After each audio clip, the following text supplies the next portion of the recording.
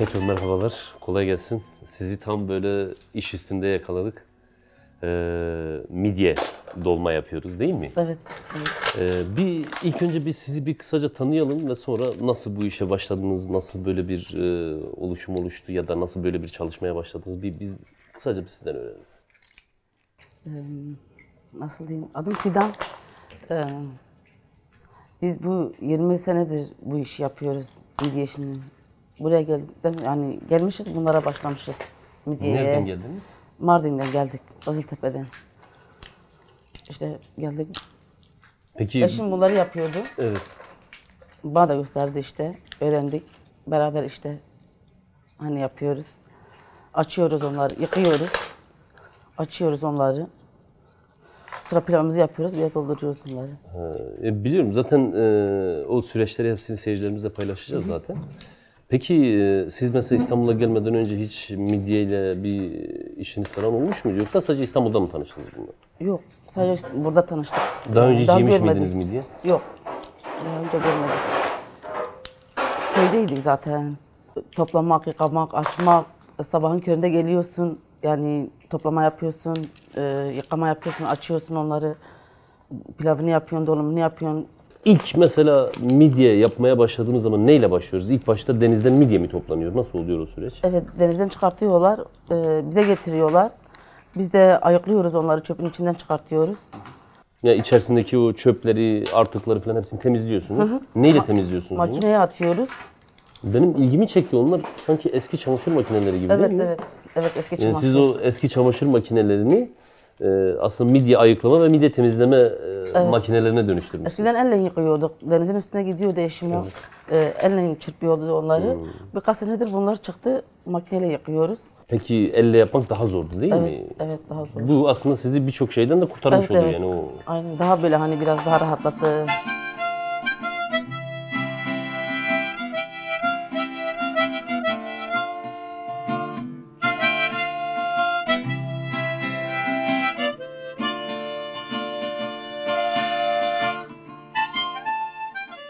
Peki midyeleriniz genelde nereden geliyor? Hangi denizden geliyor? Valla bunlar Karadeniz midyesi. Karadeniz midyesi. Tamam, getirdik. Denizden midyelerimiz geldi. Bunları ayıkladık, çöplerini ayıkladık. Sonra nasıl bir süreç başlıyor?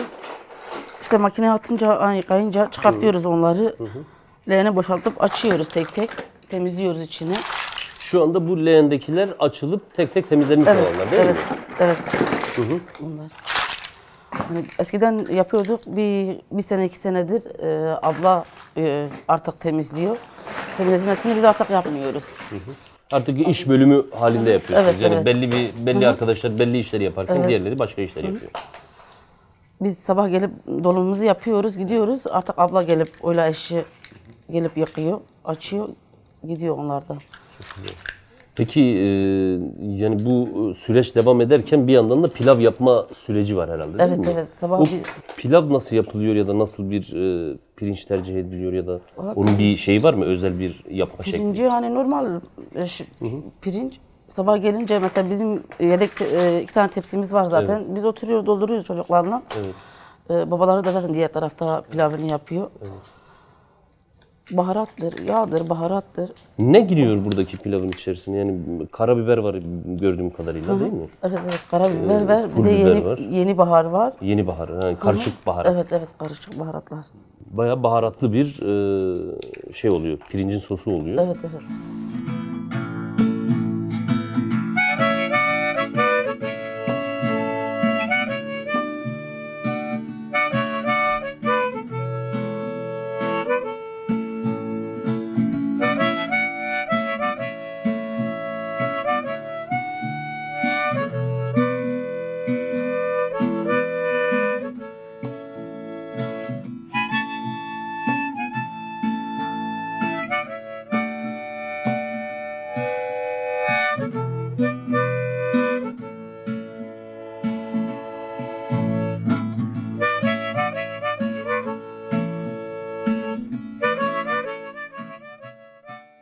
Burada ailece çalışıyoruz herhalde. Ailece çalışıyoruz. Değil mi?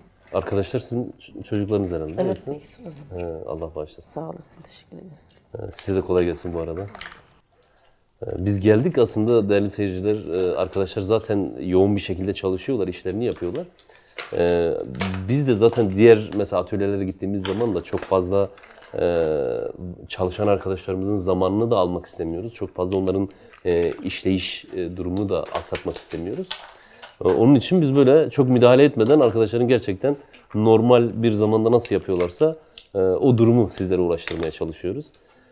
Gerçekten de çok ilginç bir tecrübe. Bizim açımızdan çok ilginç. Demek ki midyeyi yemekten de farklı olan bir de yapım süreci varmış. Onu da size göstermek nasip oldu. Şimdi abla bu midyeleri doldurduk. Ondan sonraki süreci ne oluyor? İşte ocağa götürüyoruz. Su üstüne boşaltıyoruz. Sonra bir 20 dakika pişiyor o. Bir 20-30 dakika pişiyor. Bak işte zaten pişti. İndirdi onu. Yani pişenler zaten direkt servise evet. gidiyor değil mi? Bir 20 saat 20 dakika falan böyle hani bekleniyor. Biz dolumu bitirdikten sonra Hepsi sonra beraber onlar- servise gidiyor. yani. dolumu bittikten sonra biraz soğuyor o. Sonra sayı getirip buraya getiriyoruz onları. Sayıyoruz, poşetlere katıyoruz. Bitirdikten sonra servise gidiyor. Bu daha çok nerelerde satılıyor? Yani siz bu mesela sadece Yeni Kapı için mi yapıyorsunuz bunu ya da başka yerlere de gönderiyor musunuz? Tek buralara vermiyoruz. Belli semtler var götürüyor. Kokoreçtir, çiğ köftedir. Yani bu tür yiyecekler satan mekanlara siz servis yapıyorsunuz. Evet, evet. Herhalde eşinizin servis aracı var. Evet. Bunlar Araba bittikten var. sonra arabayla bütün bu anlaşmalı yerlere götürüyorsunuz ve onlara satışlarınızı gerçekleştiriyorsunuz.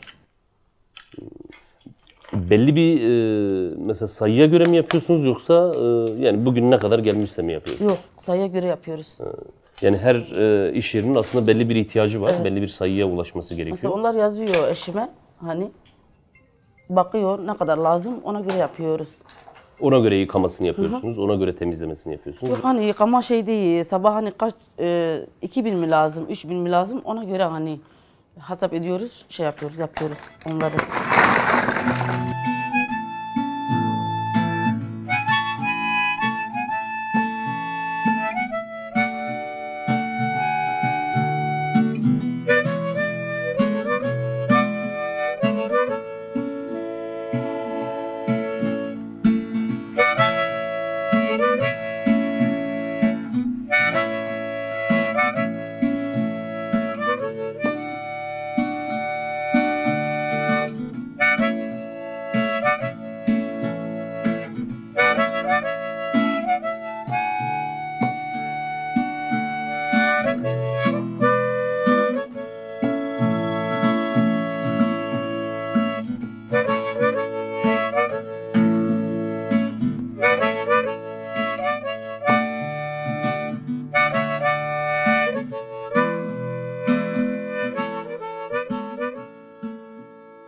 Evet değerli izleyicilerimiz, şimdi artık son aşamasına gelmiş bulunuyoruz midye yapımının. Midyeler toplanıyor, temizleniyor, ayıklanıyor ve bir şekilde pilavı yapıldıktan sonra pilav içerisine bir şekilde yerleştiriliyor ki biz bunu Fidan bize tek tek bütün süreçlerini anlattı. Şimdi Galip abiyle beraber buradayız ve Galip abi bize bunun kaynama aşaması ile ilgili bazı bilgiler verecek. Şimdi Galip abi bu geldi buraya. Burada nasıl yapacağız şimdi? Bunları kaynatacak mıyız? Nasıl yapacağız? Evet şu an kaynatma aşamasına geldik, son durumuna geldik. İlk önce şu şekilde suyunu dökeceğiz. Yani bu genelde suda değil de buharda pişiyor yani. O kadar çok su doldurmuyor. Sadece şu kadarcık suyunu veriyoruz. Suyunu verdikten sonra ocağımızı yakacağız.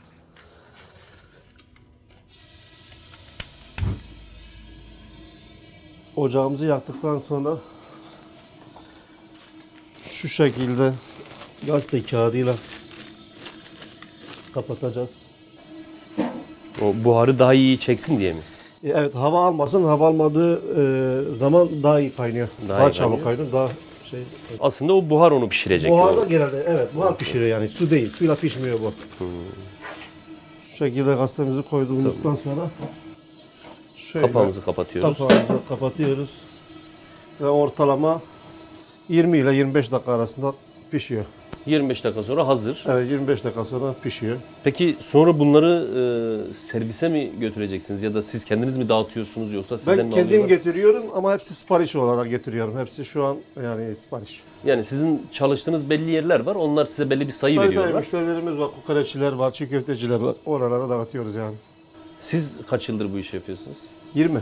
Siz de 20 yıldır burada Ha, bu işi 95'ten beri ben yapıyorum da. Evet 95'ten beri yani ortalama Siz de 27. Mardin'den geldiniz. Evet Mardin'den geldik buraya.